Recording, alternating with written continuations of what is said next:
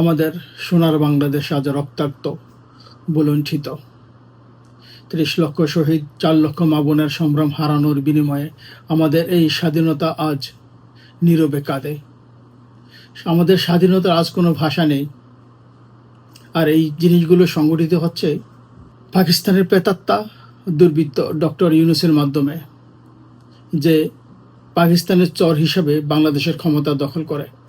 দেখেন, গতকালকে মুক্তিযোদ্ধাদের সহিত যে কাজটি করা হয়েছে, এটি সত্যি লজ্জাজনক এবং অগ্রহণযোগ্য। এখানে মুক্তিযোদ্ধারা আমাদের যেই কয়েকজন বেঁচে আছেন, তাদের বয়স হয়তো সর্বনিম্ন যদি হয় ৭০, তার থেকেও উপরে। এই মুক্তিযোদ্ধারা ৭১ মঞ্চ, ওনার একটা গোল টেবিল বৈঠক, ওনাদের কথা কি থাকতেই পারে না? যেখানে বাংলাদেশ নিয়ে আজ এত ধ্বংস, এত হত্যা, এত নির্যাতনের খেলা হচ্ছে, সেখানে কি তাদের কি কোনোই কথা বলার নেই?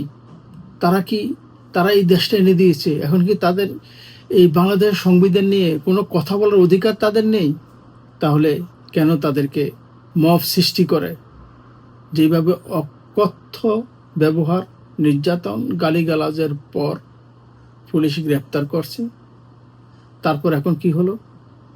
লতিফ সিদ্দিকী সহ ১৬ জনকে সন্ত্রাসী বিরোধী আইনে মামলা দেওয়া হলো। যদি ইউনূসকে বলা যায়, ওর চেহারাটাই আসলে একটা ফেসিজম।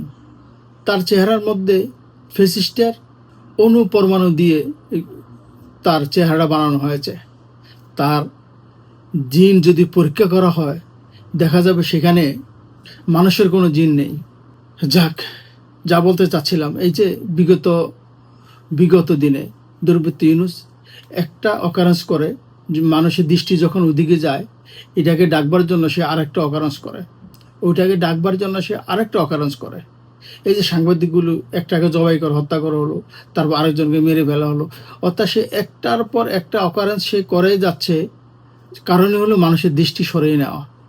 আজকে দেখেন, যারা এই যে বুয়েটে ছাত্র আন্দোলন করতেছে, অনেক মুক্তিযুদ্ধের সপক্ষ শক্তি দেখি যে তাদেরকে ভাবা দিচ্ছে যে হ্যাঁ, ওরা ইউনূসের বিরুদ্ধে কথা বলতেছে, ইউনূস সরকারের বিরুদ্ধে।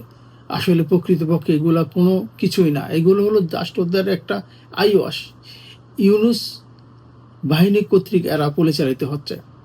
আপনারা তো সবাই জানেন, বুয়েট এটা হলো দেশ বিরোধী জামাতিদের একটা আকড়া। ওখান থেকে তো ওরা ইউনূসের বিপক্ষে ওরা কখনোই যাবে না। ওরা যখন আন্দোলন করে, তাহলে আপনাদের প্রস্তুত থাকতে হবে, এর পেছনে ওরা হয়তো বাংলাদেশের ধ্বংসের আরও বিশাল কোনো পায়তারা করতেছে। আসুন, মুক্তিযুদ্ধের সপক্ষ শক্তি যারা আমরা আছি, ঐক্যবদ্ধ হয়ে এই দুর্বৃত্ত ইউনূসের বিরুদ্ধে দাঁড়াতে হবে। দেশে বিদেশে যেখানে আছেন, দুর্বৃত্ত ইউনূসের বিরুদ্ধে কলম ধরেন, বা যে কোনো বাংলাদেশকে বাঁচানোর জন্য আমাদের যে কোনো একটা সিদ্ধান্ত বুঝতে হবে। সবাই ভালো থাকেন। জয় বাংলা, জয় বঙ্গবন্ধু।